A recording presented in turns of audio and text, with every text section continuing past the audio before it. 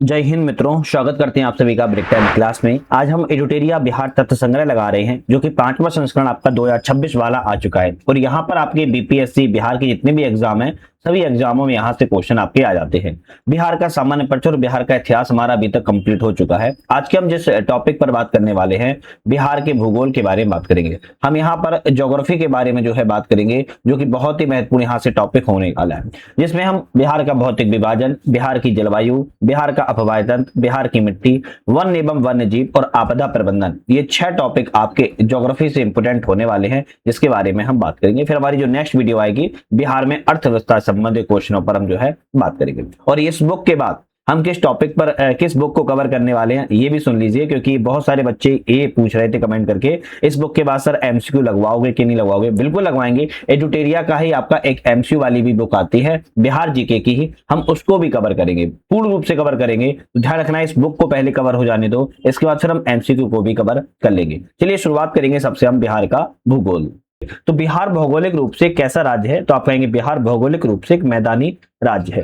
गंगा के मैदानी क्षेत्र में बसा है और एक समृद्ध क्षेत्र की श्रेणी में बिहार आता है। जो है बिहार नेपाल के तराई क्षेत्र से विभिन्न पहाड़ी तथा धारवाड़ के चट्टानी क्षेत्र में फैला हुआ है। बिहार पूर्वी भारत में स्थित है राज्य, जो कि भौगोलिक रूप से 3 भागों में बटा है। अगर कभी याद आए कि बिहार जो है भारत के कैसे आपके सेक्टर में आता है, तो बिहार पूर्वी भारत में आता है। बिहार के भौतिक विभाजन की अगर बात किया है, तो एक तो आपके पर्वतीय एवं तराई क्षेत्र में विभाजन किया गया है, जिसके अंतर्गत सोमेश्वर श्रेणी, रामनगर, दून एवं दून घाटी आती है। दूसरा आपका बिहार को भौतिक विभाजन मैदान श्रेणी में किया जाता है, उत्तरी गंगा का मैदान, दक्षिणी गंगा का मैदान। तीसरा आपका पठार के रूप में इसका वर्गीकरण किया जाता है, धारवाड़ का पठार एवं विंध्यन चट्टानें। ये आपके 3 भौतिक विभाजन बिहार के होते हैं, पर्वतीय तराई क्षेत्र, मैदान क्षेत्र एवं पठार। और तीनों को ही हम एक एक करके बात करने वाले हैं। मैप के माध्यम से सबसे पहले आप बिहार का भौतिक विभाजन समझ सकते हो। सोमेश्वर श्रेणी आपको यहाँ पर देखने को मिलेगी उत्तर में, फिर आपको दून घाटी, इसके बाद रामनगर, दून मिलेगी। कई नदियां आपको देखने की मिलेगी, जैसे यहाँ पर गंडक नदी, घाघरा नदी, सोन नदी, गंगा नदी, कोशी नदी, महानंदा नदी, ध्यान रखना है। कुछ आपको दोआब में मिलेंगे, जैसे गंगा गंडक का दोआब, गंडक कोशी का दोआब, कोशी महानंदा का दोआब, गंगा सोन का दोआब, मगध का मैदान और आपका अंग का मैदान। इस तरीके से आपको बिहार का भौतिक विभाजन भी देखने को मिलेगा। मैं उम्मीद करके चल रहा हूं, जब आप ज्योग्राफी पढ़ रहे हो तो आप अपने पास एटलस मैप रख के जरूर बैठे होंगे। अब सबसे पहले जो हमने 3 सेक्टर की बात की है बिहार के, इसमें सबसे पहला सेक्टर आता है पर्वतीय तराई क्षेत्र का।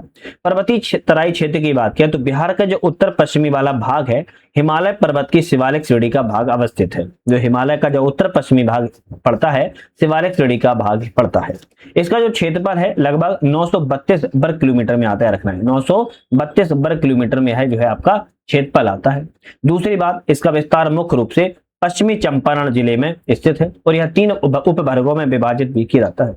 मतलब पर्वतीय तराई क्षेत्र को भी 3 वर्गों में बांटा जाता है। सोमेश्वर श्रेणी आपकी पहली श्रेणी है, दूसरी आपकी रामनगर दून श्रेणी है, तीसरी आपकी दून घाटी है। अब एक एक करके बात किया है। सोमेश्वर श्रेणी की पहले बात किया तो यह श्रेणी जो है भारत एवं नेपाल के बीच में अंतरराष्ट्रीय सीमा बनाती है, एक इंटरनेशनली बाउंड्री को जो है बनाती है। यह उत्तरी सीमा में स्थित है और इस जो कि उस बिंदु से फैलती है जहां त्रिवेणी नहर का जो है शुरुआत होती है। भिकना ठोरी दर्रे के पास यह समाप्त हो जाती है। अब ये तो रहा सकता है कि पूछा जा सकता है कहां पर समाप्त होती है, भिकना ठोरी दर्रे के पास पर समाप्त होती है। इस श्रेणी का निर्माण तृतीय काल में हुआ है और ये पहाड़ियां जो है उत्तरी गंगा के मैदान में स्थित है। बिहार के उत्तर पश्चिमी भाग को घेरे हुए हैं और राज्य की सबसे अगर ऊंची चोटी की बात किया है, सोमेश्वर पहाड़ी है। कौन सी पहाड़ी है? सोमेश्वर पहाड़ी जो है आपकी राज्य की सबसे ऊंची चोटी जो है मानी जाती है और इसकी ऊंचाई जो है 874 मीटर जो है मानी जाती है। सोमेश्वर श्रेणी के बाद आपका आता है रामनगर दून। रामनगर दून पहाड़ी की बात किया, श्रृंखला सोमेश्वर पहाड़ी के दक्षिणी किनारे पर स्थित है। मान लो ये आपकी सोमेश्वर पहाड़ी हो जाती है, इसके दक्षिण में आपकी रामनगर दून है और यह बेतिया जिला मुख्यालय से लगभग 40 किलोमीटर दूर गंडक नदी के तट पर स्थित है। रामनगर दून कई छोटी पहाड़ियों पर एक श्रृंखला बनी हुई है, जो कि 214 वर्ग किलोमीटर क्षेत्र में फैली हुई है। इसकी अगर दक्षिणी श्रेणी के रूप में देखा जाए तो यह दक्षिणी पर्वतमाला 32 किलोमीटर लंबी है और 6 से 8 किलोमीटर चौड़ी है। यह श्रेणी सबसे ऊंची चोटी संतसूर है, जो कि 242 मीटर है। इसकी अगर सबसे ऊंची चोटी की बात किया है तो आप कहेंगे संतपुर है। कौन सी है? संतपुर है, जो कि 242 मीटर ऊंची है, याद रखना। हरहा नदी घाटी रामनगर दून के उत्तर पूर्व में स्थित है, तो ये फैक्ट हो जाता है। तीसरी आती है दून घाटी। दून घाटी की बात क्या है, सोमेश्वर और रामनगर पर्वतमाला के बीच में स्थित है। ये आपकी सोमेश्वर हो जाएगी, ये आपकी रामनगर पर्वतमाला हो जाएगी, और इन दोनों के मध्य में आप कहेंगे दून घाटी स्थित है। दून घाटी स्थित है। इसके बाद दून वैली के नाम से भी इसको जाना जाता है, जो कि 21 किलोमीटर लंबी है और 152 मीटर पूछी जाए तो ऊंची है। 214 वर्ग किलोमीटर क्षेत्र में फैली है और इसकी अधिकतम जो ऊंचाई है 240 मीटर जो है मानी जाती है। अब इसके बाद अगर आपकी तराई पर्वतीय प्रदेश क्षेत्र के बात की बात किया है तो मैदान की बात हमने की थी। अब मैदान क्षेत्र की बात किया तो बिहार का जो कुल भूभाग है वो 96% तो मैदान में ही है ना। पहाड़ी पठार तो ये बहुत कम मात्रा में है, जबकि मैदान की बात किया तो 96% आप कहेंगे भाग जो है मैदान है बिहार में। और मैदानी भाग का जो निर्माण है गंगा और उससे सहायक नदियों के निक्षेपों से हुआ है, जलोढ़ से हुआ है, क्योंकि गंगा के मध्य जो है, गंगा जो मध्य से है जो बिहार के गुजरती है। ये मान लो बिहार का मैप है, इस बिहार के मध्य से गंगा नदी जो है गुजरती है। गंगा नदी की अवस्थिति की बात किया इसको दो उपवर्गों में विभाजित जो है किया जाता है। गंगा नदी को भी उप दो भागों में विभाजित किया जाता है। पहला आता है उत्तरी गंगा का मैदान, दूसरा आएगा आपका इसके अंतर्गत घाघरा गंडक का दोआब। सबसे पहले हम उत्तरी गंगा के मैदान की अगर बात किया है, यह मैदान जो है उत्तरी गंगा का जो मैदान है गंगा नदी के उत्तर में स्थित है, गंगा नदी के उत्तर में है। और इस मैदान का निर्माण गंडक, घाघरा, बूढ़ी गंडक, बागमती, कमला बलान, कोसी, महानंदा जैसी नदियों के जलोढ़ निक्षेपों से इसका मैदान का निर्माण हुआ है। इसके अंतर्गत तिरहुत, सारण, पूर्णिया, दरभंगा, कोसी डिवीजनों का क्षेत्र कवर जो है किया जाता है। पश्चिम में घाघरा गंडक दोआब से लेकर पूरब में महानंदा घाटी तक जो है यह क्षेत्र पूरा फैला हुआ है। इस मैदान का अगर बात किया उत्तर पश्चिम भाग जो कि पूर्वी और पश्चिमी चंपारण जिले में स्थित है और अधिकतम ऊंचाई वाले तराई क्षेत्र के रूप में इसको जाना जाता है। इस मैदान का जो ढलान है वो उत्तर से दक्षिण की ओर है और उत्तर पश्चिम से दक्षिण पूरब की ओर बना हुआ ढलान है। इस मैदान का उत्तरी भाग की बात की अपेक्षाकृत ऊंचा है, जो उत्तरी भाग है वो अपेक्षाकृत ऊंचा है। जलोढ़ पंखों का यह स्थान है जिसका निर्माण गंडक, बूढ़ी गंडक, कोसी, महानंदा जैसी नदियों के तलछट से हुआ है। उत्तरी बिहार का मैदान दोआब, जो दो नदियों के बीच की जो भूमि होती है उसे दोआब कहते हैं। मान लो ये आपकी घाघरा नदी है और ये आपकी गंडक नदी है, इन दोनों नदियों के बीच की जो भूमि होगी उसे दोआब के नाम से जाना जाता है। घाघरा गंडक दोआब नाम फेमस है। गंडक कोसी दोआब और कोसी महानंदा दोआब ये आपके उत्तरी गंगा के मैदान में देखने को मिलता है। जो गंगा के उत्तरी वाला हिस्सा है उसके मैदान में आपके 3 दोआब आते हैं, घाघरा गंडक दोआब, गंडक कोसी दोआब, कोसी महानंदा दोआब। अब एक एक करके इनकी भी बात कर लें क्या, तो नहीं, हम सबसे पहले हम दक्षिणी गंगा के मैदान की बात करेंगे, है ना। देखो ये गंगा नदी बहती है, तो ध्यान रखना है गंगा नदी बहती है। गंगा नदी के उत्तर में जो होगा वो हमने उत्तरी गंगा का मैदान की बात की। गंगा नदी के दक्षिण वाले मैदान होगा उसे दक्षिणी गंगा का मैदान कहा जाएगा। गंगा नदी से दक्षिण एवं दक्षिण के पठारी और पहाड़ी क्षेत्र में दक्षिण गंगा का मैदान अवस्थित है। उत्तरी गंगा का मैदान की तुलना में अगर इसका आकार की बात किया तो यह छोटा आकार का है। उत्तर की अपेक्षा बात किया तो दक्षिण गंगा का मैदान छोटा है और यह त्रिकोणीय आकार में फैला हुआ मैदान है। इसे मगध के मैदान के नाम से भी जाना जाता है। उत्तर में गंगा नदी, पूरब में टाल क्षेत्र, दक्षिण में दक्षिणी पहाड़ी इलाका, पश्चिम में सोन नदी से घिरा पूरा आपका क्षेत्र है। इसमें अंतर्गत गया मतलब गया जी, जहानाबाद, औरंगाबाद, पटना, नालंदा, नवादा जिला जो है शामिल है। इस मैदान का जो निर्माण है वह गंगा नदी इसकी मुख्य सहायक नदियां जैसे पुनपुन, सोन, फल्गु नदी की सहायक नदियों के द्वारा इसका निर्माण जो है हुआ है। इस मैदान का जो ढाल है दक्षिण पश्चिम से उत्तर पूरब की ओर है और इसे 3 वर्गों में भी विभाजित किया गया। जिस तरह उत्तर के मैदान को 3 वर्गों में विभाजित किया गया है, इसी तरह दक्षिण गंगा के मैदान को भी 3 वर्गों में विभाजित किया जाता है। गंगा सोन दोआब, मगध का मैदान और अंग का मैदान। तो ये आपके कुछ मैदान थे और तराई प्रदेश के बारे में हमने बात की है। अब आता है हमारा पठार। पठार आता है, याद रखना है जो मैदान है मध्य प्रदेश आपके बिहार में मैदान है वो आपके बिहार में 96% भाग पर फैले हुए मैदान है ना। बाकी 4% भाग पे आपके तराई क्षेत्र, पठार ये सब आपके देखने को मिलेंगे। पठार की बात करें तो बिहार की दक्षिणी सीमा पर पठार एवं पहाड़ी क्षेत्र का फैला हुआ विस्तार है जो कि झारखंड की सीमा से साझा होता है। दक्षिण में स्थित पठारी क्षेत्र में 2 किस्म की चट्टानें मिलती हैं। पहला धारवाड़ किस्म की चट्टानें मिलती हैं जिसमें मुंगेर, जमुई, नवादा, गया जिले आते हैं। दूसरा विंध्यन चट्टानें मिलती हैं जिसमें कैमूर और रोहतास जिले के अंतर्गत जो है आता है। कुछ तथ्य जैसे तथ्यों की बात किया है, बिहार के उत्तरी भाग के मैदान में प्राकृतिक रूप से जलमग्न निम्न भूमि क्षेत्र को चौर या मन के नाम से जाना जाता है। गंगा के मैदानी बाढ़ वाले क्षेत्र में बनने वाले विशेष आकृति क्षेत्र को दियारा प्रदेश के नाम से जाना जाता है। उत्तरी गंगा मैदान में कई मन एवं चोर जिसे गोखुर झीलों के रूप में भी जाना जाता है।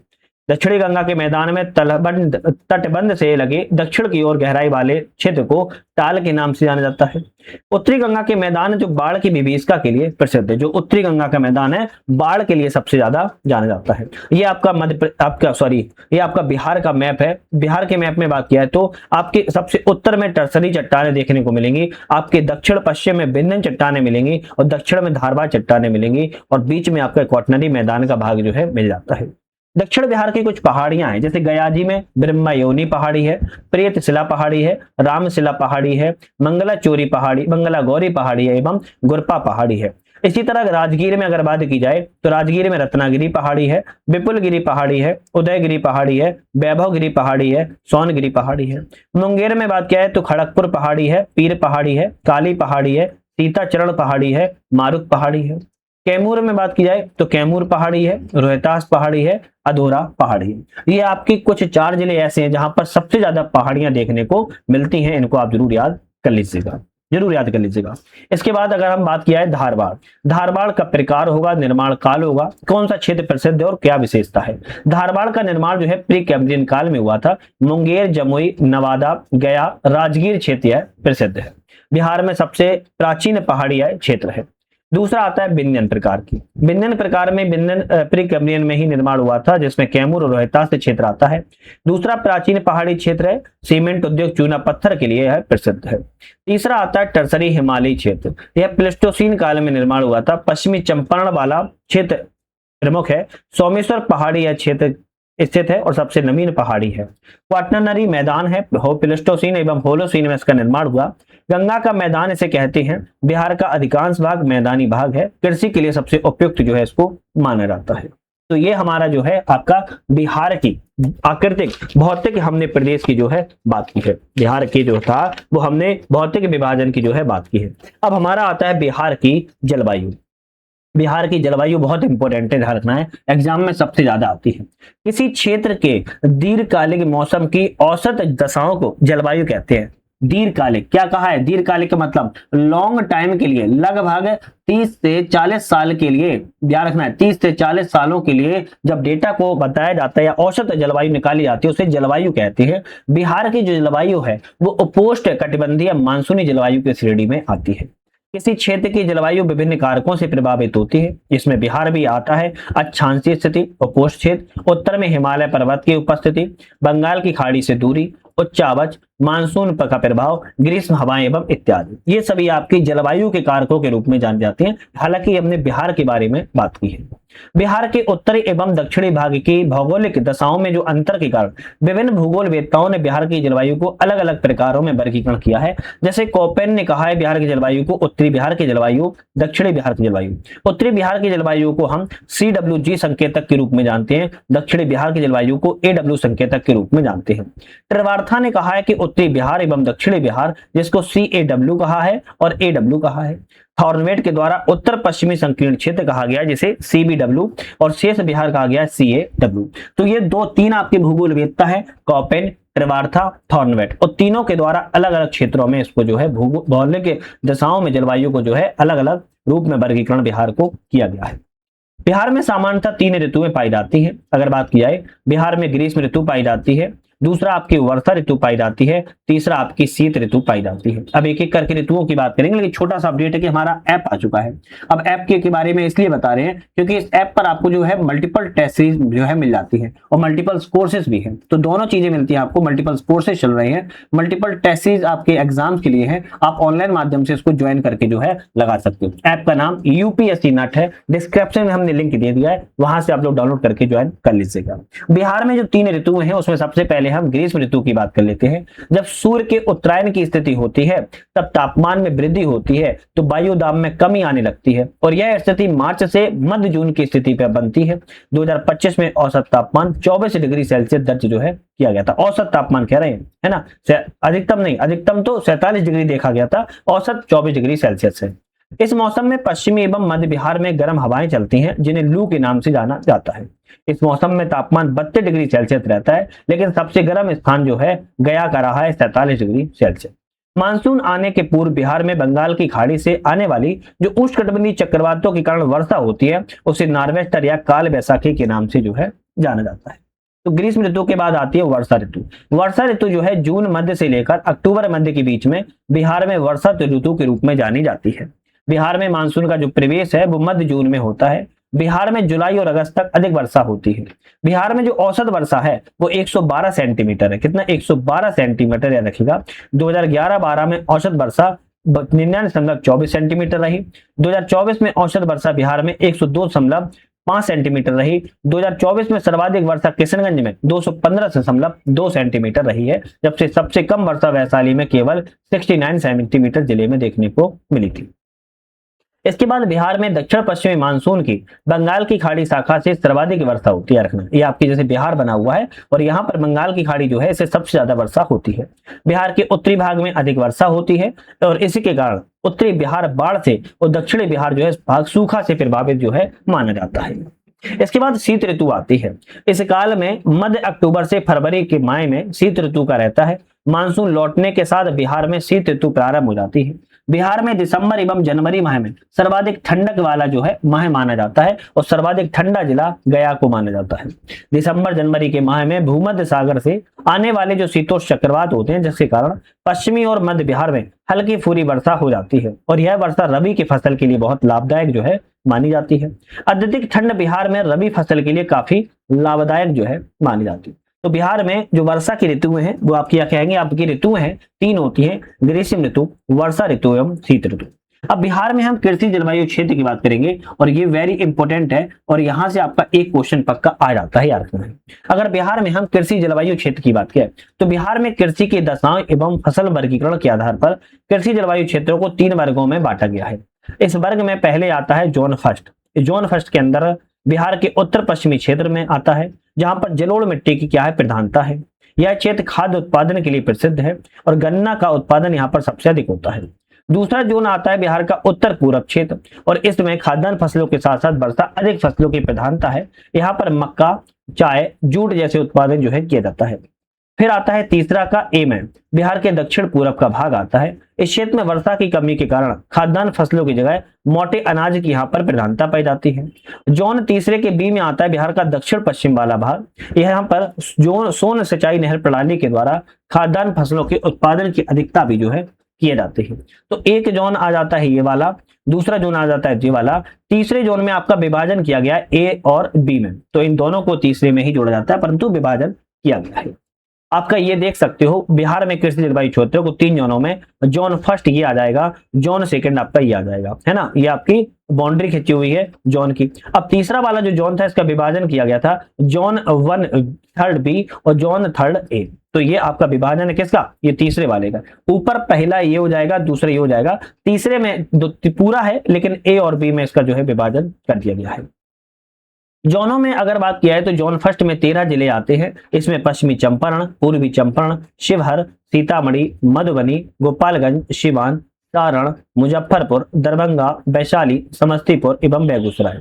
इस क्षेत्र में औसत जो वर्षा है 104 से 145 सेंटीमीटर तक होती है। खादर मिट्टी की प्रधानता होती है। फसलों में गन्ना, धान, गेहूं, अरहर, मक्का आदि यहाँ पर जो है आपका फसलें हैं। इसी तरह जोन सेकंड में बात किया तो 8 जिले आते हैं। सुपौल, अररिया, किशनगंज, सहरसा, कटिहार, खगड़िया, पूर्णिया एवं मधेपुरा जिले आते हैं। यहाँ पर औसत वर्षा 120 से 140 सेंटीमीटर होती है। फसलों में जूट, धान, चाय और मक्का की खेती की जाती है। थर्ड जोन आता है, ये पूरा आपका जोन थर्ड है, या रखना है। थर्ड में ए हम जोन की बात किया 6 जिले आते हैं। भागलपुर, बांका, मुंगेर, जमुई, शेखपुरा एवं लखीमसराय। यहाँ पर औसत वर्षा 95 से 115 सेंटीमीटर तक होती है। बागर मिट्टी की प्रधानता है, या रखना है यहाँ पर, है ना। मुख्य फसलें गेहूं, दाल, अरहर एवं चना है। जोन थर्ड बी की अगर बात की जाए तो बक्सर, भोजपुर, पटना, अरवल, जहानाबाद, नालंदा, कैमूर, रोहतास, औरंगाबाद, गया, नवादा जिला आता है। यहाँ पर भी सेम औसत वर्षा 95 115 सेंटीमीटर। बागर मिट्टी होती है। गेहूं, दाल, अरहर, चना की यहाँ पर जो है प्रधानता है। तो कृषि जलवायु क्षेत्रों को यहाँ पर 3 क्षेत्रों में बांटा गया है। हमने एक एक करके बात की है। तीसरा हमारा बिहार में अपवाह्य तंत्र आता है। किसके बारे में बात कर रहे हैं हम? रिवर्स के बारे में यहाँ पर हम जो है बात करेंगे, और बिहार की ज्योग्राफी में तीसरा हमारा चैप्टर है। बिहार की नदियों की बात किया है तो बिहार का अपवाह्य तंत्र की दृष्टि से एक समृद्ध राज्य की श्रेणी में आता है। यहाँ पर नदियां और उनकी सहायक नदियों का विस्तृत जाल फैला हुआ है। अपवाह्य तंत्र के आधार पर बिहार की नदियों को दो वर्गों में विभाजित किया जाता है। पहला आता है आपका हिमालयी नदियां, दूसरी आती है आपकी पठारी नदियां। पहले हिमालयी नदियों की बात की जाए, यहाँ वर्ष भर जल प्रवाह की वाली नदियां सदा नीरा नदियां पाई जाती हैं। उत्तर से दक्षिण की ओर प्रवाहित होती हैं। ये नदियां पूर्व बढ़ती हैं, बड़े बड़े डेल्टा बनाती हैं। नदियां बाल्य अवस्था में हैं। मार्ग परिवर्तन और गोखर झील के लिए जानी जाती हैं। अत्यधिक जल संग्रहण के कारण बाढ़ का कारण बनती हैं, जिसमें गंगा, गंडक, कोसी, महानंदा और बागमती नदियां हैं। दूसरी पहाड़ी नदियां आती हैं, वर्षा पर आधारित हैं, दक्षिण से उत्तर की ओर प्रवाहित होती हैं, अनुवर्ती नदी की श्रेणी में आती हैं, छोटे छोटे डेल्टा बनाती हैं, प्रौढ़ावस्था वृद्धावस्था में पहुंच चुकी हैं, सीधे गमन का मार्ग करती हैं, परिवर्तन मार्ग नहीं करती हैं, बाढ़ की संभावनाएं कम हैं। इनमें सोन, पुनपुन, फल्गु और अजय जैसी नदियां यहाँ पर आपकी आती हैं। तो नदियों को भी दो वर्गीकरण किया गया है, एक हिमालयी नदियों में, दूसरा पठारी नदियों के अंतर्गत। और हिमालयी नदियों में आप बिहार की जो नदियां हैं वो आप इनका देख सकते हो। यहाँ पर आपका घाघरा, गंडक, बूढ़ी गंडक, बागमती, कमला, कोसी, मैची, महानंदा, ये आपकी पूरी गंगा नदी है ना, ये वाली गंगा नदी है। कर्मनासा, सोन, पुनपुन, फल्गु, निरंजना, मुहाना, क्यूल, ये सभी आपकी जो है बिहार की नदियां हैं। चाहो तो इसका स्क्रीनशॉट भी ले सकते हो। इसके बाद हम कुछ नदियों के बारे में एक एक करके बात किया है। जैसे गंगा नदी, गंगा नदी का जो उद्गम है गंगोत्री उत्तराखंड से होता है, बिहार में प्रवेश बक्सर चौसा से करती है, बंगाल की खाड़ी में मुहाना बनाती है। दूसरी घाघरा नदी है, तिब्बत से उद्गम होता है, सिवान में बिहार में प्रवेश करती है, गंगा शरण में मुहाना बनाती है। गंडक नेपाल से निकलती है, पश्चिमी चंपारण वाल्मीकि नगर से बिहार में प्रवेश करती है, गंगा सोनपुर के पास में मुहाना बनाती है। बूढ़ी गंडक सोमेश्वर पहाड़ी से निकलती है, पश्चिमी चंपारण में बिहार में प्रवेश करती है, गंगा नदी के खगड़िया में संगम में मुहाना बनाती है। बागमती नदी महाभारत श्रेणी नेपाल से निकलती है, सीतामढ़ी में बिहार में प्रवेश करती है, कोसी की मुहाना बनाती है। इसी तरह कमला नदी महाभारत श्रेणी नेपाल से निकलती है, मधुबनी में बिहार में प्रवेश करती है, भी कोसी नदी में मिल जाती है, मुहाना बनाती है। कोसी नदी गोसाईनाथ स्थल नेपाल से निकलती है, सुपौल बिहार में प्रवेश करती है, गंगा कटिहार में गंगा में सुहाना बनाती है। महानंदा पश्चिम बंगाल की दार्जिलिंग जिले की पहाड़ी से निकलती है, किशनगंज बिहार में प्रवेश करती है, गंगा में मालदा में यह जो है मिल जाती है। करमनासा की बात करें, बिंद पहाड़ी से निकलती है, कैमूर में बिहार में प्रवेश करती है, गंगा में मिल जाती है चौसा पे स्थान पर। सोन नदी अमरकंटक पहाड़ी मध्य प्रदेश से निकलती है, रोहतास में मध्य प्रदेश में प्रवेश करती है, गंगा में दानापुर में मिल जाती है। पुनपुन नदी झारखंड पलामू से निकलती है, औरंगाबाद बिहार में प्रवेश करती है, ये भी गंगा फतुहा में मिल जाती है। फल्गु निरंजना नदी छोटा नागपुर की पठार से निकलती है, गया जी में प्रवेश करती है बिहार में, पुनपुन नदी के साथ गंगा में मिल जाती है। सकरी नदी छोटा नागपुर पठार से निकलती है, बिहार में नवादा जिले से प्रवेश करती है, क्यूल नदी के साथ गंगा में मिल जाती है। क्यूल नदी हजारीबाग झारखंड से निकलती है, जमुई में प्रवेश करती है, गंगा नदी के लखीमसराय में मिल जाती है। अजय नदी जमुई में निकलती है, जमुई में ही प्रवेश करती है, गंगा नदी पश्चिम बंगाल में जो है मिल जाती है। तो ये नदियां थी जिसके बारे में हमने फैक्ट के साथ यहाँ पर बात की है, जो कि इंपोर्टेंट थी। अब हम कुछ नदियों की प्रमुख बात कर लेते हैं। इसमें सबसे पहले गंगा नदी आती है। गंगा नदी उत्तराखंड के गंगोत्री ग्लेशियर से निकलती है, जिसकी कुल लंबाई 25-25 किलोमीटर है। बिहार में इसकी लंबाई केवल 445 किलोमीटर है। देवप्रयाग में अलकनंदा और भागीरथी दोनों नदियों के मिलने से गंगा नदी के नाम से जानी जाती है। गंगा नदी बिहार की सबसे प्रमुख नदी और प्रवाह तंत्र का आधार है। गंगा नदी बिहार में बक्सर जिले में चौसा के समीप प्रवेश करती है और कटिहार एवं भागलपुर से सीमा बनाती हुई बिहार के पश्चिम बंगाल में चली जाती है। गंगा नदी बिहार के 12 जिलों में प्रवेश करती है, जिसमें बक्सर, भोजपुर, सारण, पटना, वैशाली, समस्तीपुर, बेगूसराय, मुंगेर, खगड़िया, कटिहार, भागलपुर एवं लखीमसराय स्थित है। बिहार में गंगा नदी का सर्वाधिक लंबाई की बात किया तो पटना जिले में है। गंगा की सहायक नदियों में बात किया तो घाघरा, गंडक, बूढ़ी गंडक, कोसी, सोन, पुनपुन आदि नदियां बिहार में गंगा से मिलती हैं, जबकि महानंदा और अजय जो हैं बिहार से बाहर गंगा में मिलती हैं। बांग्लादेश में इसे पद्मा के नाम से जाना जाता है और अंततः यह बंगाल की खाड़ी में जो है गिर जाती है। तो ये गंगा नदी के बारे में ओवरऑल जो है बात की है। अब दूसरी नदी आती है घाघरा नदी। घाघरा नदी की बात करें तो मानसरोवर तिब्बत के पास से निकलती है, बिहार के सिवान में यह प्रवेश करती है, उत्तर प्रदेश और बिहार की यह सीमा बनाते हुए सारण में गंगा नदी में मिल जाती है। इसका अन्य नाम सरयू मैदान में कहा जाता है, जबकि गोगरा और करनाली नेपाल में बोला जाता है। इसकी सहायक नदियों में राप्ती, छोटी गंडक, शारदा, भेरी एवं सैती प्रमुख है। अब इसी तरह तीसरी नदी आती है हमारी गंडक नदी। गंडक नदी को नारायणी मैदानी भागों में कहा जाता है। सप्त गंडकी और शालिग्राम नेपाल के नाम में जाना जाता है। गंडक की मुख्य शाखा धौलागिरी एवं अन्नपूर्णा श्रेणियों को पार करते हुए गार्ज बनाती है और बिहार में भैंसा लोटन पश्चिमी चंपारण में प्रवेश करती है। उत्तर प्रदेश और बिहार के बीच 45 किलोमीटर की सीमा बनाती है और यह सहायक नदियों में काली गंडक त्रिशूला इसमें मिलती है। इसमें मिलने वाले गोल गोल काले पत्थर को शालिग्राम के नाम से जाना जाता है। फिर इसके बाद आती है बूढ़ी गंडक नदी, जो कि सोमेश्वर की श्रेणी पश्चिमी भाग से निकलकर पश्चिमी चंपारण, पूर्वी चंपारण, मुजफ्फरपुर, समस्तीपुर, बेगूसराय जिलों में बहते हुए अंत में खगड़िया जिले में गंगा में मिल जाती है। इसका अन्य नाम सिकहरना ऊपरी भाग में है, इसकी याद रखना है। इसकी सहायक नदियों में मसान, बलौर, त्यूर और धनौती आदि है। इसके बाद आती है बागमती नदी, ये जो कि नेपाल में हिमालय की महाभारत श्रेणी से निकलती है, बिहार में सीतामढ़ी जिले में प्रवेश करती है, अंत में गंगा नदी में विलीन यह हो जाती है। पहले यह बूढ़ी गंडक में मिलती थी, लेकिन यह कमला नदी से मिलकर कोसी नदी में अब मिल जाती है। इसकी सहायक नदियों में बागमती में लालबकिया, लखनदेही, मनोहरा, अधवारा, विष्णुमती आदि है। नेपाल में इस नदी के तट पर काठमांडू पशुपतिनाथ मंदिर स्थित है। इसके बाद आपकी आती है कोसी नदी, जो कि इंपोर्टेंट है। नेपाल के उत्तर पूर्व में स्थित गोसाईनाथ स्थान से निकलती है। इसे नेपाल में सप्तकोशी के नाम से जाना जाता है। यहाँ पर 7 धाराओं के मिलने से यह बनती है। कोसी नदी बिहार में सुपौल जिले में प्रवेश करती है। कुरसोला कटिहार में गंगा नदी में विलीन हो जाती है। कोसी नदी अपने मार्ग परिवर्तन एवं बाढ़ के लिए को विख्यात है। बिहार का शोक नाम से भी जानी जाती है। इसमें नायक सहायक नदियों में अरुण, तमोर, लिखू, दूध कोसी, तामा कोसी, इंद्रावती एवं सुन कोसी, ये सभी नदियां आपकी कोसी नदी में जो है प्रवेश करती मिलती है।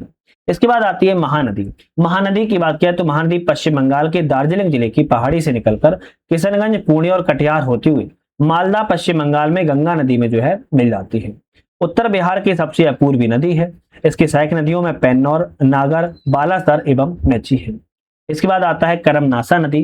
करमनासा नदी की उत्पत्ति विंध्य पहाड़ी से होती है, बिहार एवं उत्तर प्रदेश की सीमा निर्धारित करती है। चौसा बक्सर में गंगा नदी से मिल जाती है। दक्षिण बिहार की सबसे पश्चिमी यह नदी है। करमनासा नदी को अपवित्र नदी के जो है माना जाता है। इसके बाद आती है आपकी सोन नदी। सोन नदी की बात किया तो मध्य प्रदेश की अमरकंटक पहाड़ी के मैकाल श्रेणी से निकलती है।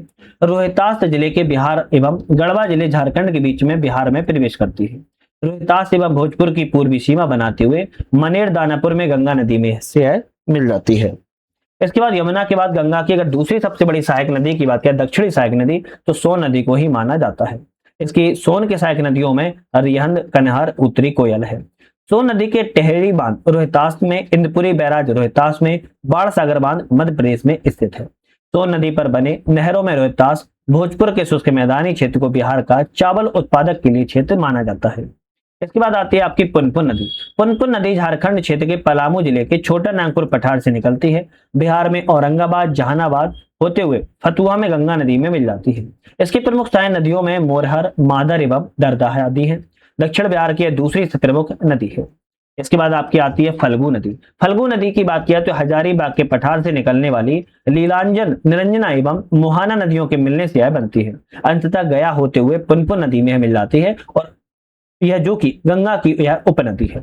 गंगा में फल्गु नदी के पास विष्णुपद मंदिर स्थित है, जहां पर पित्त पक्ष के दौरान लाखों संख्या में हिंदू धर्म के तीर्थयात्री जो है यहाँ पर आते हैं। फल्गु नदी पर भारत का सबसे बड़ा रेवर डैम गयाजी डैम बना हुआ है। फल्गु नदी के किनारे ही गौतम बुद्ध को ज्ञान प्राप्ति भी हुई थी, जिसे निरंजना नदी के नाम से भी जाना जाता है, याद रखिएगा। तो आपकी बहुत इंपोर्टेंट ये नदियां हैं, क्या रखना है। अब बिहार में नदियों के किनारे प्रमुख शहरों की बात की, जैसे पटना के किनारे पटना जो है गंगा नदी किनारे बसा है। वहीं मोकामा गंगा नदी किनारे, मुंगेर गंगा नदी के किनारे, भागलपुर गंगा नदी किनारे, बक्सर गंगा नदी किनारे, छपरा घाघरा नदी किनारे, हाजीपुर गंडक नदी किनारे, बांका चांदन नदी किनारे, सोनपुर गंडक नदी किनारे, मुजफ्फरपुर की बात किया तो बूढ़ी गंडक नदी किनारे, खगड़िया की बात किया तो बूढ़ी गंडक नदी किनारे, समस्तीपुर भी बूढ़ी गंडक नदी किनारे, दरभंगा की बात किया तो बागमती नदी किनारे, गया फल्गु नदी किनारे, फतुहा पुनपुन नदी गंगा नदी किनारे, लखीमसराय क्यूल नदी के किनारे। तो ये कुछ आपके पटना बिहार के कुछ शहर हैं जो प्रमुख नदियों के किनारे जो है बसे हुए हैं। अब बिहार में बहुत सारी नदी घाटी परियोजनाओं भी चल रही है ना। क्यों चलती हैं? क्योंकि जल के प्रबंधन, जल के मैनेजमेंट के लिए उद्देश्य बिहार में 3 बहुउद्देशीय परियोजनाओं का निर्माण किया जा रहा है, जिसमें बाढ़ नियंत्रण हो सके, सिंचाई प्रबंधन हो सके, जल संरक्षण किया जा सके, पर्यटन, परिवहन, ऊर्जा उत्पादन के क्षेत्र में भी लक्षित किया जा रहा है। बिहार की बहुउद्देशीय परियोजनाओं में सोन नदी, गंडक नदी और कोसी नदी ये प्रमुख आपकी परियोजनाएं हैं। सबसे पहले हम बिहार में सोन नदी है ना, सोन नहर, पश्चिमी सोन नहर, बांध, जलाशय, पूर्वी सोन नहर को यहाँ पर जो है निकाला जा रहा है। सोन बहुउद्देशीय परियोजना की अगर बात किया तो इसका निर्माण 1874 में डेहरी रोहतास जिले में जो है किया गया था। यह बहुउद्देशीय नदी परियोजना बिहार की सबसे पुरानी और प्रथम नदी घाटी परियोजना है।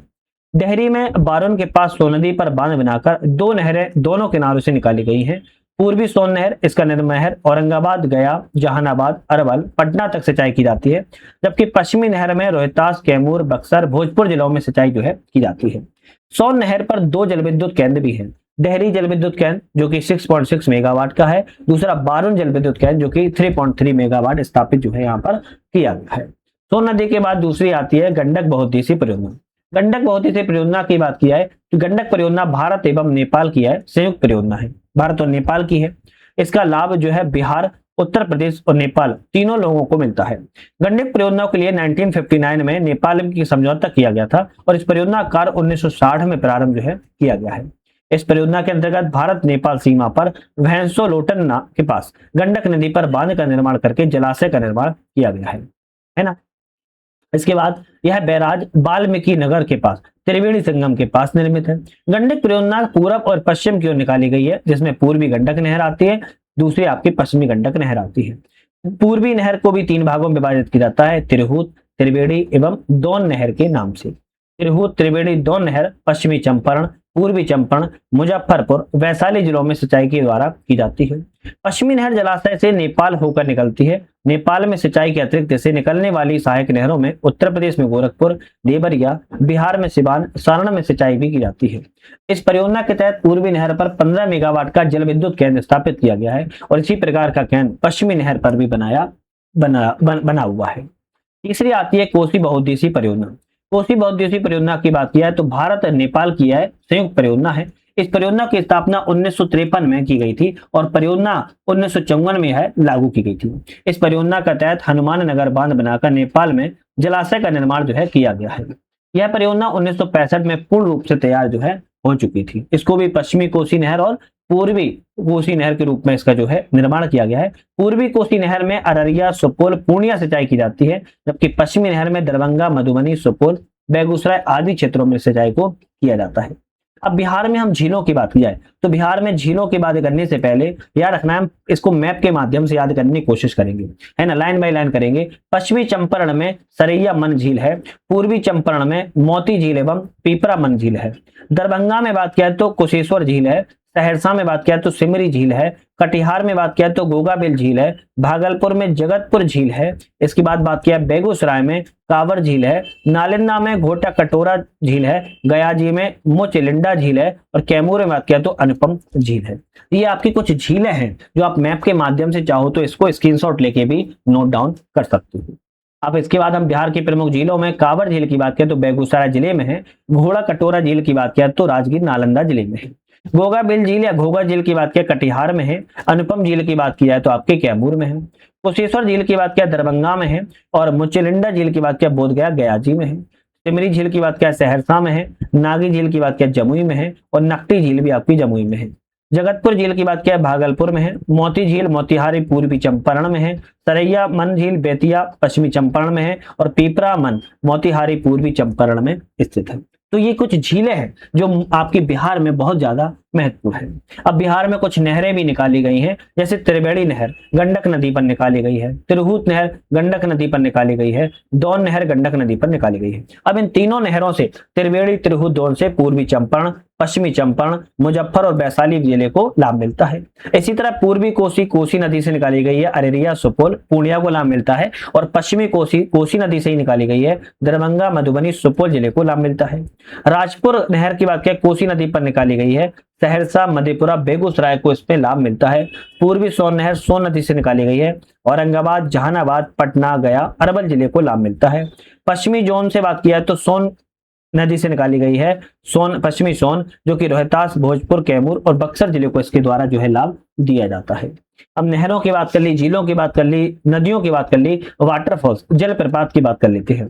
जब नदी की ढाल में अकस्मात परिवर्तन आने से नदी तीव्र वेग से पहाड़ से नीचे गिरती है, उसे जलप्रपात कहते हैं। जैसे मान लो ये आपके पहाड़ की एक चट्टान है, क्या है, पहाड़ की एक चट्टान है, ये हम लिख देते हैं पहाड़ है, और यहाँ नदी जो है प्रवाहित हो रही है, प्रवाहित हो रही है, और नदी एकदम से है क्या हो रही है, गिरने लगती है।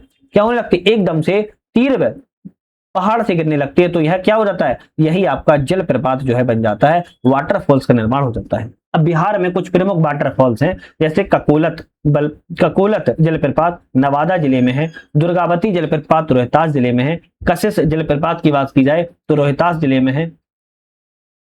इसके बाद अगर बात की जाए तो आपके धुआंकुंड जलप्रपात की, तो आप कहेंगे धुआंकुंड जलप्रपात है आपका रोहतास जिले में है, मंजरकुंड जलप्रपात रोहतास जिले में है, आपके तोतला भवानी जलप्रपात रोहतास में। तो रोहतास में आपके इतनी सब आपके जलप्रपात हैं, दुर्गावती, कशिश, धुआंकुंड, मंझर, तोतला। ककर करक करकटगंड जलप्रपात की बात करें तो कैमूर जिले में है, और तेलहर कुंड जलप्रपात की बात करें तो यह भी आपके कैमूर जिले में स्थित है। तो आपके बिहार के कुछ प्रमुख जो है जलप्रपात है, इनको ध्यान रख सकते हो। इसके बाद आपके बिहार के कुछ गर्म जलकुंड भी हैं। गर्म जलकुंड में बात किया तो राजगीर में ब्रह्मा कुंड है, जो कि बिहार का सबसे गर्म जलकुंड है। इसके बाद सप्तधारा, मखदूम कुंड, गोमुख कुंड, सूर्य कुंड और नानक कुंड, ये सभी आपके राजगीर में स्थित हैं। इनमें सबसे गर्म जो है ब्रह्मा कुंड है। मुंगेर जिले में बात किया तो लक्ष्मण कुंड, रामेश्वर कुंड, जन्म कुंड, सिंगार ऋषि कुंड, पंचतर कुंड, सीता कुंड, ऋषि कुंड, भीम बांध और भरारी कुंड, ये आपके सभी मुंगेर जिले में है। गया में बात किया तो आपका अग्नि कुंड है। तो ये बिहार के कुछ गर्म जल कुंड हैं, जिनको आप अलग अलग जगहों पर बने हुए हैं, इनको याद कर सकते हो। अब हमारा नेक्स्ट चैप्टर आता है बिहार में मिट्टी। चैनल को एक बार सब्सक्राइब, लाइक, शेयर करके बेल आइकन प्रेस कर लीजिएगा, जिससे कि बहुत ही महत्वपूर्ण सेशन आपका चल रहा है। बिहार में हम मिट्टी की अगर बात करें, सॉइल की बात कर लेते हैं, जो कि बहुत ही सॉइल चैप्टर भी एक इंपॉर्टेंट रहता है। सॉइल के बाद जो हमारा चैप्टर आने वाला है, वन और वन्यजीवों के बारे में बात करेंगे। बिहार की मिट्टी की बात किया तो बिहार की जो ऊपरी सतह है, उस पर फैले मोटे, मध्यम और बारीक जो कार्बनिक और अकार्बनिक मिश्रित कण होते हैं, उसे ही हम मृदा के रूप में जो है जानते हैं, मिट्टी जिसे कहते हैं। मृदा का निर्माण जो है चट्टानों के टूटने फूटने, भौतिक और रासायनिक परिवर्तनों के फलस्वरूप मृदा का निर्माण होता है। मृदा के निर्माण में स्थलाकृति, वर्षा, आर्द्रता, तापमान, प्राकृतिक वनस्पति की प्रमुख भूमिका जो है निभाई जाती है।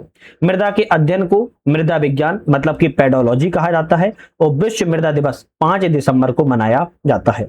बिहार एक मैदानी राज्य है, जहां पर 90% क्षेत्र जो है जलोढ़ जैसी कछारी मिट्टी पाई जाती है। बिहार में मिट्टी को उत्तर बिहार और दक्षिण बिहार में रूप में विभाजित जो है किया जाता है। उत्तरी बिहार की मिट्टी को पर्वत पदी मिट्टी, तराई मिट्टी, पुरानी जलोढ़ बांगर मिट्टी, नवीन जलोढ़ खादर मिट्टी जो कहती है, जबकि दक्षिण बिहार की मिट्टी को टाल मिट्टी, कगारी मिट्टी, पुरानी जलोढ़ करेल कैवाल मिट्टी या लाल पीली को बलथर मिट्टी के रूप में जाना जाता है। अब हम सबसे पहले उत्तर बिहार की मिट्टी की बात कर लेते हैं। उत्तर बिहार की मिट्टी का जो निर्माण है, वो हिमालय से निकलने वाली नदियां, जैसे गंडक, भूगंडक, गंगा, बूढ़ी गंडक, कोसी, महानंदा एवं उनकी सहायक नदियों से इसका निर्माण जो है हुआ है। और उत्तरी बिहार की मिट्टी को 4 उपवर्गों में विभाजित किया जाता है, पर्वतपदी, तराई, पुरानी जलोढ़ और नवीन जलोढ़ के रूप में। अब एक एक करके बात की जाए। पर्वतपदी जो मिट्टी होती है, जिसे पिडमोंट के रूप में जाना जाता है, इस मिट्टी का जो निर्माण है वो पश्चिमी चंपारण के उत्तर पश्चिमी भाग में सोमेश्वर श्रेणी के आसपास पाया जाता है। इस क्षेत्र में अधिक वर्षा होने के कारण मृदा में अधिक नमी पाई जाती है और यह अधिक उपजाऊ होती है। यहाँ मुख्य रूप से धान एवं गन्ने की खेती जो है की जाती है। दूसरी आती है तराई मिट्टी, और तराई मिट्टी का विस्तार बिहार के उत्तर सीमा पश्चिमी चंपारण से लेकर पूरब में किशनगंज तक 5 से 7 किलोमीटर चौड़ी पट्टी में फैला हुआ है। इस मिट्टी में कहीं कहीं कंकड़ मिलेंगे तो रेत की मात्रा अधिक पाई जाती है। कई जगहों पर यह दलदली मिट्टी का जो विकास है वो भी हो जाता है। यह मिट्टी हल्के भूरे रंग, पीले रंग की होती है। यह मिट्टी धान, पटसन, गन्ने की खेती के लिए अनुकूल है। तीसरी आपकी आती है पुरानी जलोढ़, जिसे बांगर मिट्टी के नाम से जाना जाता है।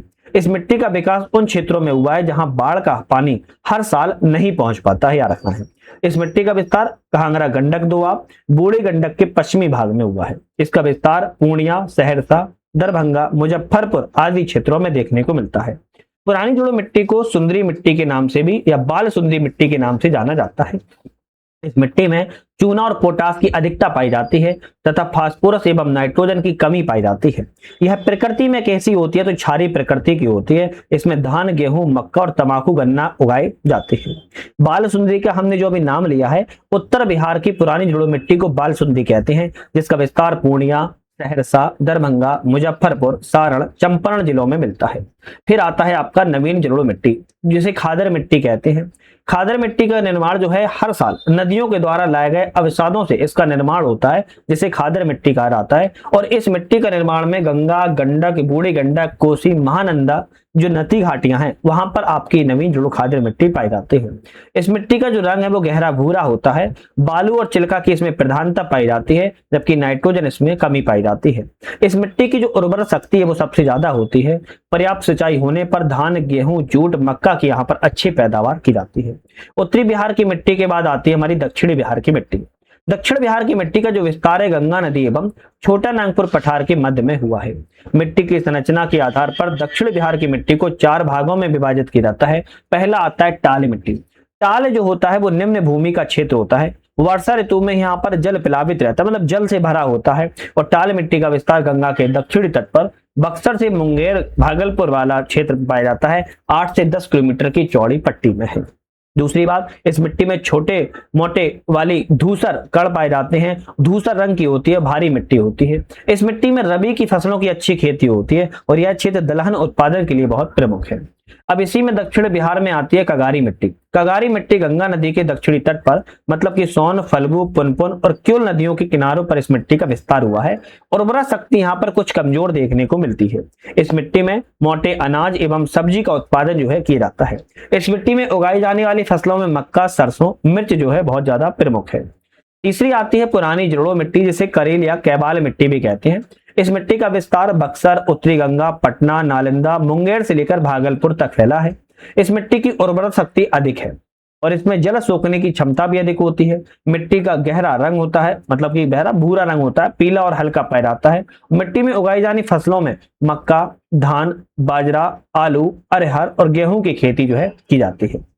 चौथी आपकी आती है लाल पीली, जिसे बलथर मिट्टी के नाम से जाना जाता है। पश्चिम में कैमूर शिरडी के निकट से पूरब में राजमहल की उच्च भूमि तक 8 से 15 किलोमीटर चौड़ी पट्टी में लाल पीली मिट्टी पाई जाती है। यह मिट्टी जमुई, मुंगेर के खड़गपुर पहाड़ी क्षेत्र, बांका, नवादा, औरंगाबाद के पठारी क्षेत्र में पाई जाती है। इस मिट्टी में रेत और कंकड़ की जो है बहुलता पाई जाती है। उर्वरा शक्ति जो है काफी कम होती है। मिट्टी में जल संग्रहण की जो क्षमता है वो सबसे कम पाई जाती है। लोहे तत्व की इसमें क्या होती है, प्रधानता होती है, जिसके कारण लाल रंग दिखाई देता है। प्रकृति है इसमें अम्लीय प्रकृति की होती है। मिट्टी में मक्का, ज्वार, बाजरा और अरहर जैसे मोटे अनाज उपजाए जाते हैं। इसके बाद कुछ अन्य महत्वपूर्ण तथ्य है, जैसे लाल बलुई मिट्टी कैमूर एवं रोहतास के पठारी क्षेत्र में पाई जाती है। इस मिट्टी में बालू, लेटेराइट मिट्टी के अंश भी पाए जाते हैं। इस मिट्टी में मुख्य रूप से ज्वार, बाजरा, मक्का जैसे मोटे अनाज उपजाए जाते हैं। तो यहाँ पर अभी तक हमने भौतिक विभाजन, जलवायु, अपवाह तंत्र और मिट्टियों के बारे में बात कर ली। अब हमारा जो नेक्स्ट टॉपिक आता है वन एवं वन्य जीवों के बारे में बात कर लेते हैं। बिहार एक मानसूनी प्रदेश है, आप सभी को पता है, और मानसूनी यहाँ पर्णपाती वन भी पाए जाएंगे। और पर्णपाती वनों में आद्र पर्णपाती वन, दूसरा आपका शुष्क पर्णपाती वन। तो पर्णपाती वनों को भी 2 प्रकार में बांटा जाता है, आर्द्र पर्णपाती वन और शुष्क पर्णपाती वन। अब सबसे पहले हम आर्द्र पर्णपाती वनों की बात कर लेते हैं। तो आर्द्र पर्णपाती वन यह वह उन क्षेत्रों में होते हैं जहां वर्षा जो है औसतन 120 सेंटीमीटर से अधिक होती है, वहां पर आर्द्र पर्णपाती वन पाए जाते हैं। बिहार में आर्द्र पर्णपाती वन किशनगंज, पश्चिमी चंपारण के नेपाल के सीमावर्ती क्षेत्र में पाए जाते हैं। ऐसे वनों में साल, सैमल, जामुन, सागवान के आदि वृक्ष मिलते हैं। इसके अतिरिक्त इन वनों में सबई घास, हाथी घास, नरकट, बैत आदि झाड़ियां भी पाई जाती हैं। दूसरा हमारा आता है शुष्क पर्णपाती वन। यहाँ पर वो वर्षा का यह क्षेत्र उन क्षेत्रों में होते हैं जहां वर्षा का औसतन 120 सेंटीमीटर से कम हो, वहां पर शुष्क वन पाए जाएंगे पर्णपाती। बिहार में अधिकांश भाग में इसी प्रकार के वन है शुष्क पर्णपाती। ये वन कैमूर के पहाड़ी, मुंगेर, जमुई, बांका आदि क्षेत्रों में देखने को मिलेंगे, जिसमें शीशम, अमलतास, साल, खैरा, महुआ, पलास, जामुन, बांस जैसे आदि वृक्ष यहाँ पर देखने को पाए जाते हैं। बिहार में कुछ वन्यजीव अभ्यारण्य है। बिहार में पहले तो राष्ट्रीय उद्यान की बात किया तो नेशनल पार्क बिहार में कितने हैं, आप कहेंगे बिहार में केवल एक नेशनल पार्क है। और एक नेशनल पार्क कौन सा है, आप कहेंगे वाल्मीकि नेशनल पार्क है। वाल्मीकि नेशनल पार्क है। लेकिन बिहार में 12 वन्यजीव अभ्यारण्य है, सुनते हैं 12 वन्यजीव अभ्यारण्य है, जबकि बिहार में एक आपका राष्ट्रीय उद्यान है। एक राष्ट्रीय उद्यान की बात किया है तो वाल्मीकि नगर राष्ट्रीय उद्यान पश्चिमी चंपारण में है, बिहार का एकमात्र राष्ट्रीय उद्यान है। बिहार में सबसे घने वन पाए जाते हैं और एकमात्र वाल्मीकि बाघ आरक्षण इसके अंदर पाया जाता है। दूसरा आता है भीमगढ़ भीम बांध एवं वन्यजीव अभ्यारण्य, जो कि मुंगेर जिले में है। यहाँ पर तेंदुआ, भालू, सुअर, मगरमच्छ के लिए प्रसिद्ध है। तीसरा है गौतम बुद्ध पक्षी विहार, गया जिले में है। चौथा है कांवर झील वन्यजीव अभ्यारण्य के बेगूसराय जिले में है। साइबेरियाई पक्षियों के लिए यहाँ पर आश्रय का स्थल है। रामसर सूची में बिहार का पहला आर्द्रभूमि स्थल है। पांचवा आता है कैमूर वन्यजीव अभ्यारण्य। कैमूर वन्यजीव अभ्यारण्य की बात किया तो रोहतास कैमूर जिले में है, बिहार का सबसे बड़ा वन्यजीव अभ्यारण्य है। छठा आता है नागी बांध पक्षी विहार, जो कि जमुई जिले में है, सबसे छोटा अभ्यारण्य है। सातवां आता है नकटी डैम वन्यजीव अभ्यारण्य, जो कि जमुई जिले में है। विश्व पर्यावरण दिवस 2024 पर नागी एवं नकटी इन दोनों को ही पक्षी अभ्यारण्य को रामसर सूची में शामिल कर लिया गया है। आठवां आता है राजगीर वन्यजीव अभ्यारण्य, जो कि नालंदा जिले में है। इसके बाद अगर बात की जाए तो आपका नौवां आता है उदयपुर वन्यजीव अभ्यारण्य, जो कि पश्चिमी चंपारण में है। इस अभ्यारण्य के अंतर्गत उदयपुर झील को वर्ष 2025 में रामसर सूची में शामिल किया गया है। 10वां है राजौली वन्यजीव अभ्यारण्य, जो कि नवादा जिले में है। 11वां कुशेश्वर स्थान पक्षी वन्यजीव अभ्यारण्य दरभंगा जिले में है, साइबेरियाई पक्षियों का आश्रय स्थल है। 12वां आपका आता है विक्रमशिला डॉल्फिन वन्यजीव अभ्यारण्य, जो कि भागलपुर जिले में है। 60 किलोमीटर क्षेत्र में फैला है, गंगा नदी में मुंगेर से भागलपुर तक भारत के पहले डॉल्फिन अभ्यारण्य के रूप में प्रसिद्ध है। तीसरा बड़ेला सलीम अली पक्षी अभ्यारण्य, जो कि वैशाली जिले में है, दूसरा सबसे छोटा अभ्यारण्य है। तो बिहार में अगर कभी आ जाए तो आप कहेंगे केवल एक आपका नेशनल पार्क है, वह आपका नेशनल पार्क पश्चिमी चंपारण जिले में है, वाल्मीकि नगर राष्ट्रीय उद्यान है। बाकी आपके 12 क्या है, आपके वन्यजीव अभ्यारण्य है। इसका चाहो तो आप स्क्रीनशॉट भी ले सकते हो, है ना, स्क्रीनशॉट ले सकते हो। इसके बाद अगर हम बात की जाए बिहार के आपके रामसर स्थल कितने हैं, बिहार में वर्तमान में 6 रामसर स्थल है। कभी आ जाए तो बता सकते हो, 6 रामसर स्थल है। कांवर झील 2020 में घोषित की गई थी, बेगूसराय जिले में है। नागी पक्षी अभ्यारण्य 2024 में घोषित किया गया, जमुई जिले में है। नकटी पक्षी अभ्यारण्य 2024 में घोषित किया गया, जमुई जिले में है। गोकुल जलाशय 2025 में घोषित किया गया, बक्सर जिले में है। उदयपुर झील 2025 में घोषित की गई, पश्चिमी चंपारण जिले में है। गोगा बेल 2025 में घोषित की गई थी, कटिहार जिले में है। तो आपके 6 ऐसी जगह हैं जो रामसर स्थल है। 2020 में 1 घोषित किया गया था, 2024 में 2 घोषित की गई हैं, 2025 में 3 रामसर स्थल को घोषित जो है किया गया है। अब हमारी कुछ आती है वन स्थिति रिपोर्ट 2023, और वन स्थिति रिपोर्ट हम भारत के बारे में बात नहीं कर रहे हैं, बल्कि हम बात करेंगे बिहार के संदर्भ में। भारत एवं बिहार वन स्थिति रिपोर्ट को हर 2 वर्षों में भारतीय वन सर्वेक्षण के द्वारा जारी किया जाता है। पहली रिपोर्ट 1987 में 1987 में प्रकाशित की गई थी, जबकि 2023 की रिपोर्ट इस श्रृंखला की 18वीं रिपोर्ट याद रखना है। बिहार में वन आवरण की बात की है, 2023 की रिपोर्ट के अनुसार बिहार का जो वनावरण है 7532.45 वर्ग किलोमीटर है, जो कि राज्य के कुल भौगोलिक क्षेत्र का 8% का स्थान घेरे हुए है। 2021 की रिपोर्ट की तुलना में अगर बात किया तो 151 वर्ग किलोमीटर की वृद्धि पिछले वर्षों की तुलना में देखने को मिली है। अगर वनावरण की बात किया तो क्षेत्रफल में 7532 वर्ग किलोमीटर में है, प्रतिशत में 8% में है, वृद्धि 151 वर्ग किलोमीटर की हुई है। वृक्षावरण की बात किया 2500 वर्ग किलोमीटर में है, प्रतिशत 2.68 प्रतिशत में है, 159 वर्ग किलोमीटर की वृद्धि हुई है। झाड़ी की बात किया 260 वर्ग किलोमीटर में है, 0.28% में है, कुल 10,292 वर्ग किलोमीटर में है, 10.96% में है, 310 वर्ग किलोमीटर की वृद्धि ओवरऑल देखने को मिली है। जिलों की अगर बात किया क्षेत्रफल के अनुसार सबसे अधिक जिले कहां पर है, कैमूर सबसे पहले नंबर पर है, दूसरे नंबर पर पश्चिमी चंपारण है, तीसरे स्थान पर आपका जमुई है। जबकि सबसे कम में बात किया है जिला में शेखपुरा में सबसे कम है, याद रखना है 0.82 वर्ग किलोमीटर, अरवल में सबसे दूसरे नंबर पर 4.02 किलोमीटर और बक्सर तीसरे नंबर पर 6.01 वर्ग किलोमीटर में फैला हुआ है। जिलों में वनावरण प्रतिशत के आधार पर बात किया, क्षेत्रफल के आधार पर बात किया, प्रतिशत में बात किया सबसे अधिक कैमूर में है 30.51%, जमुई दूसरे नंबर पर 21.65% और मुंगेर तीसरे स्थान पर 21.57%। सबसे कम में अगर बात किया शेखपुरा में है 0.12%, बक्सर दूसरे नंबर पर 0.35%, सिवान तीसरे स्थान पर 0.42% है। 2021 की तुलना में अगर सर्वाधिक वृद्धि और नुकसान वाले जिलों की बात किया, सबसे ज्यादा वृद्धि कहां पर हुई है तो भागलपुर में, मधुबनी में और बांका में। सबसे ज्यादा नुकसान जो हुआ है कैमूर को, फिर नवादा को, फिर आपके किशनगंज को। बिहार में वनावरण में शीर्ष जिलों की बात किया 2023 में बहुत घने वन पश्चिमी चंपारण वाला राज्य जिला रहा है, मध्यम घने रूप में पश्चिमी चंपारण ही रहा है, खुले वन में आपका कैमूर जिला आता है। 2019, 2021 और 2023 की अगर वनावरण की तुलना बात कर लें, बहुत घने वनों में अगर बात किया है तो 2019 में 333 वर्ग किलोमीटर, क्षेत्रफल में अगर बात किया है 2021 में 333 वर्ग किलोमीटर, 2023 में 387 वर्ग किलोमीटर। वहीं मध्यम घने रूप में 3250 वर्ग किलोमीटर, 2021 में 3286 वर्ग किलोमीटर, 2023 में 3284 वर्ग किलोमीटर। वहीं खुले वनों की बात किया तो 3693 वर्ग किलोमीटर 2019 में, 2021 में 3762 वर्ग किलोमीटर, 2023 में 3861 किलोमीटर। ओवरऑल बात की जाए 2019 में 7306 वर्ग किलोमीटर में है, वहीं 2021 में 7381 वर्ग किलोमीटर में है, 2023 में 7532 किलोमीटर में देखने को मिल जाता है। तो यहाँ पर हमने वनावरण के बारे में बात कर रहे हैं। बिहार के कुछ विभिन्न प्रकार के वनों की संरचना भी है, जैसे खुले वन 51% में है, मध्यम सघन वन 44% में है, अत्यंत सघन वन की बात किया तो 5% में आपका आते हैं। ठीक है, चलिए नेक्स्ट हमारा आता है यहाँ पर भाई वन रिपोर्ट 2023 के अनुसार बिहार में वनाग्नि की सर्वाधिक संख्या कहां पर देखने को मिली है। पश्चिमी चंपारण में 1403 जिलावार संख्या मिली है, जमुई में 354 और मुंगेर में 233। ये आपकी कौन सी घटना है, वनाग्नि की, वनों में जो अग्नि की घटनाएं देखने को मिली है, ये टॉप जिले हैं पश्चिमी चंपारण, जमुई एवं मुंगेर। बिहार के भूगोल में हमारा अंतिम चैप्टर आता है बिहार में आपदा प्रबंधन। छोटा चैप्टर है, जल्दी से कवर कर लेंगे, लेकिन चैनल को नए हो सब्सक्राइब लाइक शेयर आपको जरूर कर लेना है, क्योंकि नेक्स्ट जो हमारी वीडियो आएगी बिहार में इकोनॉमी अर्थव्यवस्था संबंधित हम बात करेंगे। बिहार में डिजास्टर मैनेजमेंट की बात किया है, बिहार एक मैदानी राज्य है जहां मुख्य रूप से आपदा बाढ़ के रूप में जानी जाती है। बिहार में सूखा भी, भूकंप, चक्रवात, लू जैसी आपदाएं से भी यह पीड़ित प्रभावित राज्य है। बाढ़ की बात किया है तो बिहार के 38 जिलों में से 28 जिले ऐसे हैं जो कि बिहार से बाढ़ से प्रभावित हैं। 28 जिलों में 15 ऐसे जिले हैं जो अत्यधिक बाढ़ के प्रभावित क्षेत्र में आते हैं और 13 जिले कम बाढ़ के प्रभावित क्षेत्र में आते हैं। बिहार का अत्यधिक प्रभावित जो प्रभाव वाला क्षेत्र है वो उत्तरी बिहार देखने को मिलता है। बिहार के बाढ़ग्रस्त क्षेत्र में कुल बाढ़ भारत के क्षेत्र में 16.5% आता है।